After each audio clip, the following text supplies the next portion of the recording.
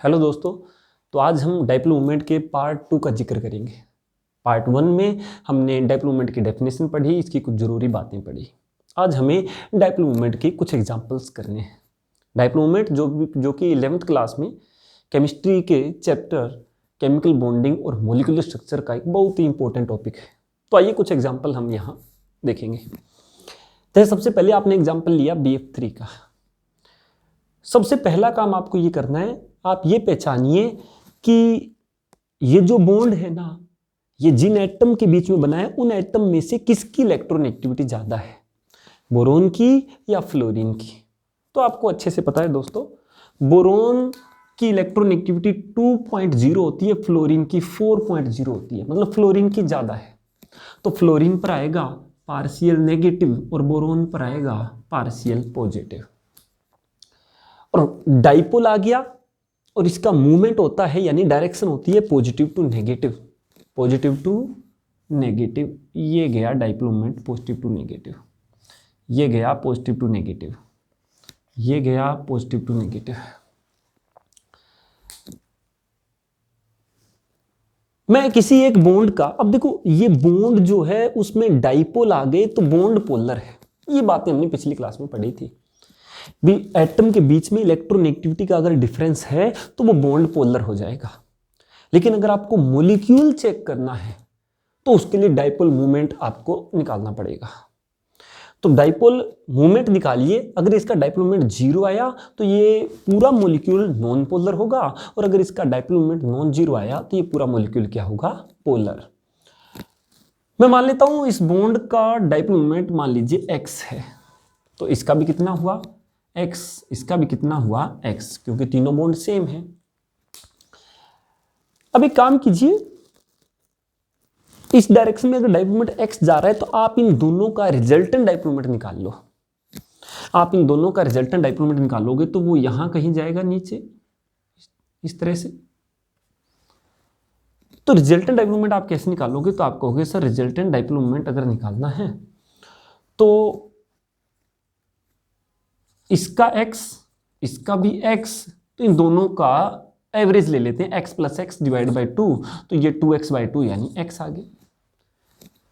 इन दोनों का रिजल्टेंट जो डाइपोल मोमेंट आपने निकाला वो x है। अब आप बात समझिए कि ऊपर भी x और अपोजिट में भी कितना जा रहा है x, तो कट के कितना हो गया 0, तो इसका नेट डाइपोल मोमेंट कितना आएगा 0। और अगर नेट डाइपोल मोमेंट 0 आ गया तो ये मॉलिक्यूल क्या माना जाएगा, नॉन पोलर। ये बातें हमने पिछली क्लास में पढ़ी थी।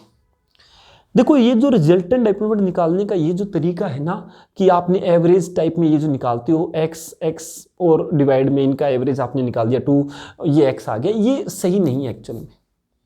एक्चुअली में रिजल्टेंट डाइपोल मोमेंट निकालना है आपको तो एक सही तरीका ये है कि रिजल्टेंट डाइपोल निकालने का एक फॉर्मूला होता है μ1² प्लस μ2² प्लस 2μ1 μ2 cos थीटा, इस तरह से अंडर रूट।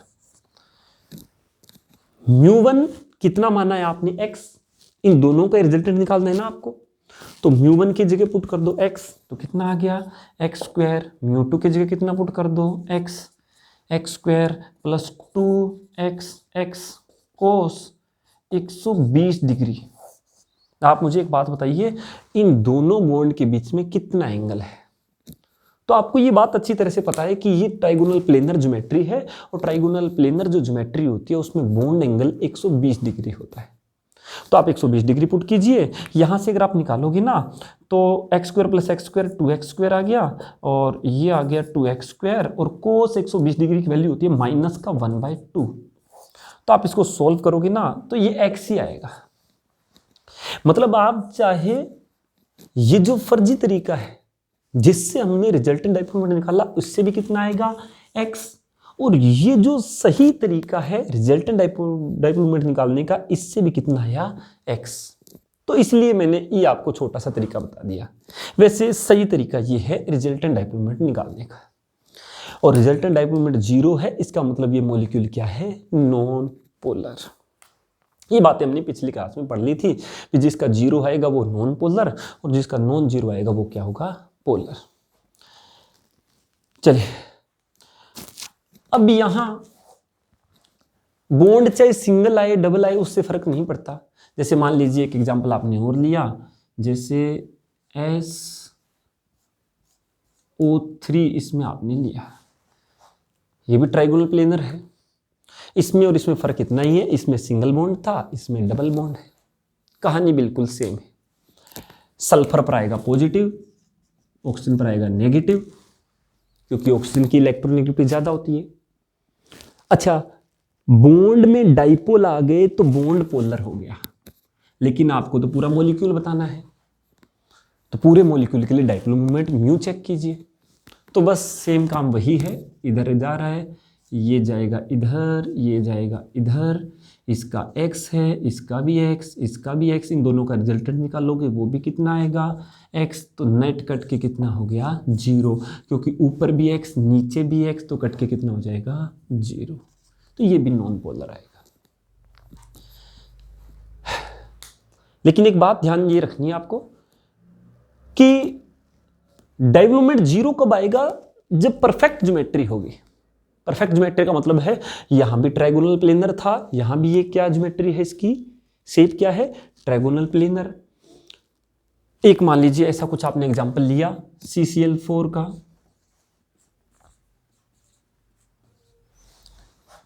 इसमें भी अगर आप देखोगे तो इसकी जो परफेक्ट टेट्राहेड्रल शेप होती है, तो इसका भी डाइपोल मोमेंट कट के 0 आएगा।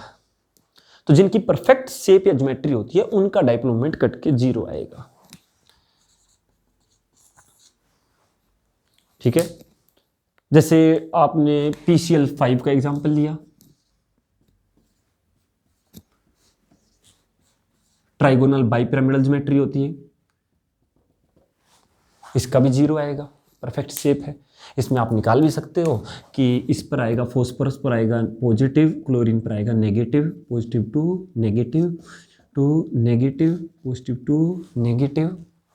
अब ये देखो ट्रेंगल, ये सेम ट्रेंगल हो गई इसके जैसी, इसके जैसी, तो इन ट्रेंगल वालों का कट के 0 हो गया, अपोजिट जा रहे हैं, और ऊपर वाले का नीचे वाला काट देगा, तो इसका भी कट के कितना हो जाएगा 0, मतलब ये भी क्या हो जाएगा नॉन पोलर। लेकिन परफेक्ट ज्योमेट्री में ना कोई दूसरे टाइप का एटम या लोन पेयर नहीं होना चाहिए।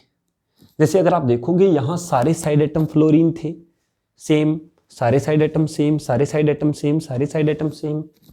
अब अगर सारे साइड एटम सेम नहीं हुए तो क्या होगा, जैसे मान लीजिए आपने यही जो एग्जांपल लिया था ना BF3 वाला, इसमें हमने क्या किया, एक BF फ्लोरीन की जगह एक आपने क्लोरीन लगा दिया। अब अगर आप देखोगे तो इसका डाइपोल मोमेंट 0 नहीं आएगा, इसका डाइपोल मोमेंट नॉन 0 आएगा। क्यों? क्योंकि फ्लोरीन का तो आपको पता है पॉजिटिव टू नेगेटिव इधर, इसका भी इधर, इसका इधर पॉजिटिव टू नेगेटिव। इसका अगर x है, इसका x है, तो इसका x नहीं होगा, क्योंकि ये बॉन्ड अलग है, ये क्लोरीन का बॉन्ड है, यहां डाइपोल अलग आएगा, इलेक्ट्रोनेगेटिविटी अलग है। तो इन दोनों का रिजल्टेंट अगर आप निकालोगे तो वो x आएगा, लेकिन ऊपर है y, नीचे है x, कट के 0 नहीं होगा। और अगर 0 नहीं होगा तो ये जो मॉलिक्यूल है ये पोलर माना जाएगा, क्योंकि इसका डाइपोल मोमेंट क्या है नॉन 0। साइड एटम सारे सेम होने चाहिए, यहां साइड एटम सारे सेम नहीं है।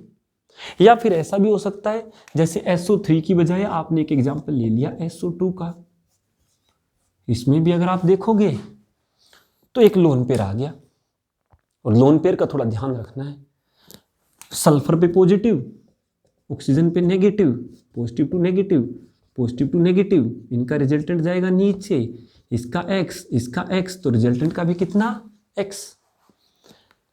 अब देखो लोन पेयर का ध्यान ये रखना है कि लोन पेयर में इलेक्ट्रॉन होते हैं, और इलेक्ट्रॉन पे कौन सा चार्ज होता है, नेगेटिव चार्ज। सल्फर पे पॉजिटिव, इलेक्ट्रॉन पे नेगेटिव, और डाइपोल मूवमेंट की डायरेक्शन होती है पॉजिटिव टू नेगेटिव, तो आप इसमें भी पॉजिटिव टू नेगेटिव। लेकिन ये अगर x है ना इन दोनों का रिजल्टेंट, तो इसका जो है वो डाइपोल मूवमेंट x नहीं आएगा, कुछ अलग आएगा, क्योंकि ये लोन पेयर है, ये ऑक्सीजन है, दोनों अलग है। तो डाइपोल मोमेंट कट के 0 नहीं होगा, और अगर डाइपोल मोमेंट 0 नहीं होगा तो ये भी पोलर होगा, ये भी क्या होगा पोलर। ये कुछ चीजें जो हमें ध्यान रखनी है। ऐसे ही मान लीजिए मैं आपसे क्वेश्चन पूछूं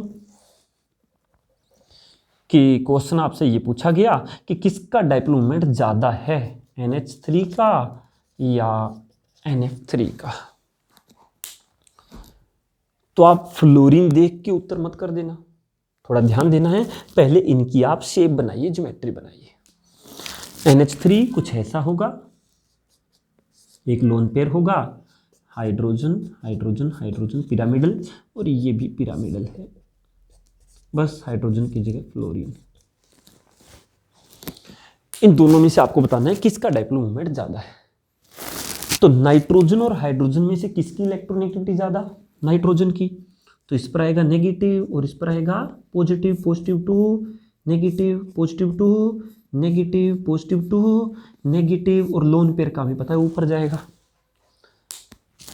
लेकिन इसमें आप मुझे बताइए नाइट्रोजन और फ्लोरीन में किसकी इलेक्ट्रोनेगेटिविटी ज्यादा, तो फ्लोरीन की ज्यादा होती है, यानी फ्लोरीन पर आएगा नेगेटिव और नाइट्रोजन पर आएगा positive, positive to negative, positive to negative, positive to negative, और लोन पेयर का ऊपर। अब अगर ध्यान से देखोगे तो पाओगे कि ये जो हाइड्रोजन वाले तीनों बॉन्ड है ना, इनका जो डाइपोल का जो मूवमेंट है वो इस लोन पेयर को सपोर्ट कर रहा है, मतलब सेम डायरेक्शन में जा रहे हैं, सेम डायरेक्शन में जा रहे हैं, तो इन सब का डाइपोल मूवमेंट जुड़ जाएगा। जबकि इसमें लोन पेयर का जा रहा है ऊपर, जबकि इन तीनों का जो रिजल्टेंट डाइपोल मूवमेंट आएगा वो कहां जाएगा, नीचे। नीचे जाएगा तो जुड़ेगा नहीं बल्कि कटेगा।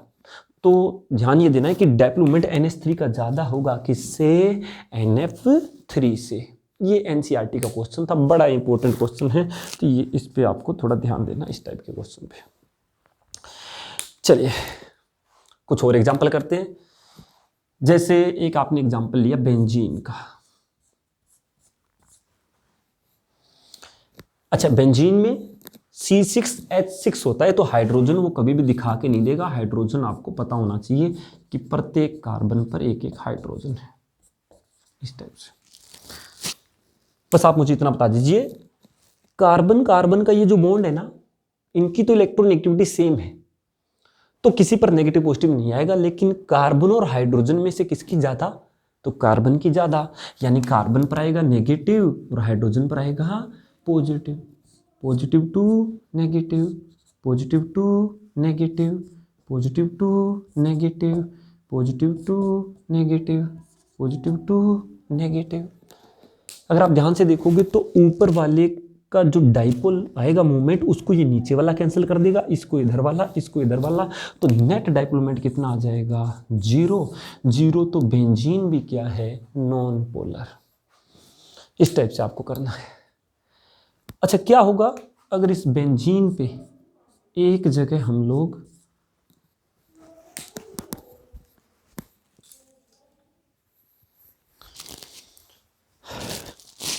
क्या होगा अगर हम बेंजीन पर एक जगह क्लोरीन जोड़ दें, जैसे इसका नाम क्लोरोबेंजीन हो जाएगा। अब मैं कहूं कि बताइए इसका डाइपोल मोमेंट क्या होगा, 0 या नॉन 0। तो अब अगर आप देखोगे हाइड्रोजन यहां भी है, यहां भी, यहां भी, यहां भी, यहां भी। अच्छा, इस वाले हाइड्रोजन का डाइपोल मोमेंट जो आएगा वो ये वाला हाइड्रोजन कैंसिल कर देगा। अपोजिट में मैंने आपको बताया कैंसिल हो जाता है, चाहे तो अपोजिट जाए ऐसे, चाहे तो जाए ऐसे, कैंसिल हो जाता है। ये मैंने डाइपोल मोमेंट के फर्स्ट पार्ट में आपको बताया है। अच्छा, इसका डाइपोल ये कैंसिल कर देगा, इसका डाइपोल जो कि इधर जा रहा है। अब आप मुझे बताइए कार्बन और क्लोरीन में किसकी इलेक्ट्रोनेगेटिविटी ज्यादा, क्लोरीन की। तो क्लोरीन पर आएगा नेगेटिव, कार्बन पर आएगा पॉजिटिव, पॉजिटिव टू नेगेटिव। तो ये जो हाइड्रोजन वाले बॉन्ड का जो डाइपोल मोमेंट है, क्या ये क्लोरीन को सपोर्ट कर रहा है, हाँ, तो ये जुड़ जाएगा, कटेगा नहीं। कटेगा नहीं तो 0 नहीं आएगा, नॉन 0। नॉन 0 आएगा तो क्लोरोबेंजीन जो है वो पोलर मॉलिक्यूल माना जाएगा। बेंजीन नॉन पोलर था, जबकि क्लोरोबेंजीन क्या है, पोलर। हाँ, वो बात अलग है कि मान लीजिए इसी बेंजीन पर आप सभी 6 की 6 जगह क्लोरीन लगा दोगे तो क्या होगा, तो फिर कट जाएगा, क्योंकि आपको पता है कि डेवलपमेंट इसका ये वाला काट देगा, इसको ये वाला काट देगा और इसको ये वाला काट देगा, इनका भी कट के कितना हो जाएगा 0 0। तो ये भी क्या माना जाएगा नॉन पोलर। ये कुछ बातें जो है आपको ध्यान रखनी है। बेंजीन के ऊपर मान लीजिए कुछ ऐसे हमने साइनाइड जोड़ दिया CN ऊपर नीचे, तो इसको थोड़ा सा आप खोल के लिखिए साइनाइड को। जब आप खोल के लिखोगे तो C∧N और ये भी क्या है C∧N। अब इस कार्बन की हाइब्रिडाइजेशन sp है, ये लीनियर है, तो ये भी ऊपर से भी लीनियर नीचे से भी लीनियर, और डाइपोल मोमेंट एक दूसरे का कैंसल आउट हो जाएगा, क्योंकि इसका बजाएगा ऊपर पॉजिटिव टू नेगेटिव, इसका जाएगा नीचे पॉजिटिव टू नेगेटिव, कट के कितना हो जाएगा 0 0 हो जाएगा। तो ये भी क्या माना जाएगा नॉन पोलर। ठीक है। हाँ, इसमें एक एग्जांपल होता है जब आप ऊपर नीचे दोनों जगह OH ग्रुप लगाते हो, उसका थोड़ा आपको ध्यान रखना है। ठीक है। तो यहाँ मैं उस एग्जांपल को बना देता हूँ, जैसे बेंजीन पर ऊपर भी OH और नीचे भी OH। इसमें अगर आप देखोगे तो OH OH, इस ऑक्सीजन की हाइब्रिडाइजेशन sp नहीं है, क्योंकि इस पर दो लोन पेयर है, दो क्या है लोन पेयर, तो इसमें नहीं कटेगा डाइपोल मोमेंट। ये बात आपको याद रखना है। ठीक है, ये बात ध्यान रखनी है आपको, क्योंकि इसमें डाइपोल मोमेंट कटेगा नहीं, क्योंकि इसका और इसका कटता कब, जब ये बिल्कुल अपोजिट होता। जैसे ये वाला OH और ये वाला OH दोनों बिल्कुल अपोजिट है, देखो इसको आप ट्रांस बोल सकते हो। ये OH और ये OH, देखो ये OH है इधर और ये OH है इधर, बिल्कुल अपोजिट है दोनों, इनका कट जाएगा डाइपोल मोमेंट, इसका इधर कट जाएगा, तो इसका 0 आएगा, यानी ट्रांस मोलिक्यूल जो बनेगा उसका 0 आएगा, लेकिन ये जो सिस बनेगा उसका 0 नहीं आएगा। तो अगर इसका 0 नहीं आएगा, देखो एग्जाम में अगर ये बना के दे तो 0 कर देना, ये बना के दे तो नॉन 0 कर देना, क्योंकि इसका कटेगा नहीं, क्योंकि ये सिस मॉलिक्यूल है, इसका इधर 0 नहीं आएगा। और अगर ये मॉलिक्यूल दे तो इसका भी नॉन 0 ही करना है, क्योंकि इसका 0 कब माना जाता, जब इसकी जितनी पॉसिबिलिटीज बनते सबका 0 होता। अब इसकी 2 पॉसिबिलिटी बनी, एक का 0 एक का नॉन 0, तो एक का भी नॉन 0 आया तो इसका भी नॉन 0 माना जाएगा। ठीक है। ऐसे ही जैसे एक एग्जांपल आपने एक क्वेश्चन यहाँ किया था, एक क्वेश्चन मैं और लिखने जा रहा हूँ। जैसे मान लीजिए एक आपने ले लिया क्लोरोबेंजीन, ऑर्थो डाइक्लोरोबेंजीन, एक ले लिया मेटा डाइक्लोरोबेंजीन और एक ले लिया पैरा डाइक्लोरोबेंजीन। इन तीनों में पूछ ले भी डाइपोल मोमेंट किसका ज़्यादा किसका कम। पैरा वाले में तो देखो इसका ऊपर इसका नीचे कट के 0 हो जाएगा, पैरा वाले का तो कट के कितना हो जाएगा 0। या फिर आप इस फॉर्मूले से भी देख सकते हो, कोस थीटा यहां 180 डिग्री है, कोस 180 -1, ये वैल्यू रखोगे तो ये 0 ही आएगा कट के। आप याद ये रखना, ध्यान ये रखना कि जितना ज्यादा थीटा की वैल्यू होगी ना डाइपोल मोमेंट उतना घटेगा। थीटा की वैल्यू जितनी ज्यादा होगी डाइपोल मोमेंट घटेगा। यहां थीटा कितना है, यहां जो एंगल है वो है 60 डिग्री, ऑर्थो में कितना एंगल है 60 डिग्री। उसके बाद जैसे ही पैरा पर गया थीटा कितना हो गया 60 + 60 120 डिग्री, और यहाँ 60 + 60 + 60 180 डिग्री। कोस 180 आएगा तो 0 होगा, कोस 120 का 0 नहीं होगा, थोड़ा आएगा, और यहाँ थीटा जब 60 होगा तो सबसे ज़्यादा आएगा। यानी थीटा जितना कम तो डाइपोल मोमेंट उतना ज़्यादा। या फिर आप इस थीटा वाले चक्कर में नहीं पढ़ना चाहते तो मैं आपको बता दूं कि यहाँ डाइपोल मोमेंट थोड़ा थोड़ा एक डायरेक्शन में जा रहा है, सपोर्ट करेगा, यहाँ थोड़ा अपोज करने लग गया। देखो यहाँ सपोर्ट कर रहा था बिल्कुल ऐसे, यहाँ थोड़ा थोड़ा अपोजिट जाने लग गया, और यहाँ तो बिल्कुल ही क्या चला गया अपोजिट। तो डाइपोल मोमेंट सबसे ज़्यादा होगा ऑर्थो का, फिर मेटा का और फिर पैरा का। ठीक है। एक छोटा सा नोट आपको और ध्यान में रखना है, वो ये है कि डाइपोल मोमेंट का एक फॉर्मूला भी होता है Q इंटू डी। Q है चार्ज और D है डिस्टेंस। इसको एनसीईआरटी में ऐसे भी लिखा हुआ है Q इंटू आर। Q क्या है? चार्ज, और D क्या है? Distance of separation. इसका क्या मतलब है? आइए एक एग्जांपल से देखते हैं। जैसे मैं आपसे कहूँ आपको डाइपोल मोमेंट का ऑर्डर बताना है, एक है HF, एक है HCl, एक है HBr, एक है HI। बताइए इस मॉलिक्यूल में डाइपोल मोमेंट किसका ज़्यादा किसका कम? फ्लोरीन पर नेगेटिव, हाइड्रोजन पर positive, positive to negative, positive to negative, positive to negative, positive to negative. Dipole moment तो सभी में आएगा, किसका ज़्यादा किसका कम वो कैसे डिसाइड करें? तो आपको ये देखना है कि चार्ज किस पर ज़्यादा है, चार्ज सेपरेशन कहाँ ज़्यादा होगा। देखो चार्ज किसका ज़्यादा होगा? जिसकी इलेक्ट्रोनेगेटिविटी ज़्यादा होगी, क्योंकि अगर फ्लोरीन की इलेक्ट्रोनेगेटिविटी ज़्यादा है तो इस पर नेगेटिव ज़्यादा आएगा, इस पर पॉजिटिव ज़्यादा आएगा, यानी चार्ज का सेपरेशन क्या होगा? ज़्यादा। तो डाइपोल मोमेंट भी क्या होगा? ज़्यादा, क्योंकि Q ज़्यादा तो म्यू ज़्यादा। लेकिन एक चीज़ आप और देखोगे वो ये है कि यहाँ ये जो डिस्टेंस है ना, दोनों के बीच की डिस्टेंस हाइड्रोजन और फ्लोरीन के, ये थोड़ी कम है क्योंकि फ्लोरीन का साइज छोटा होता है। फ्लोरीन से आप क्लोरीन ऊपर से नीचे जाते हो ग्रुप में पीरियोडिक टेबल में तो साइज बढ़ता है, तो फ्लोरीन से बड़ा साइज क्लोरीन का, क्लोरीन से बड़ा ब्रोमीन का, और सबसे बड़ा किसका? आयोडीन का। तो डिस्टेंस ऑफ सेपरेशन देखोगे तो वो आयोडीन में ज़्यादा है, और डिस्टेंस ज़्यादा तो भी डाइपोल मोमेंट ज़्यादा। तो अब आप कैसे करोगे? क्योंकि चार्ज के बेस पे देखोगे तो ये जीतेगा, और डिस्टेंस के बेस पे देखोगे तो ये जीतेगा। तो किसका डाइपोल मोमेंट ज़्यादा होना चाहिए, HF का या HI का? तो याद रखना चार्ज को आपको डोमिनेटिंग मान के चलना है। जब जब आप चार्ज को डोमिनेटिंग मानोगे आपका क्वेश्चन हमेशा सही रहेगा। तो चार्ज अगर डोमिनेटिंग है तो HF का डाइपोल मोमेंट सबसे ज़्यादा, फिर HBr, HCl, फिर HBr और फिर HI।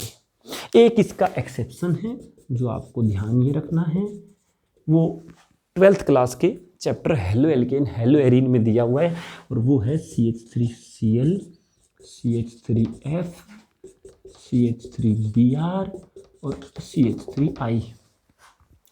देखा जाए तो इसमें भी सबसे ज़्यादा सबसे पहले कौन आना चाहिए? फ्लोरीन वाला, क्योंकि चार्ज इस पे ज़्यादा होगा।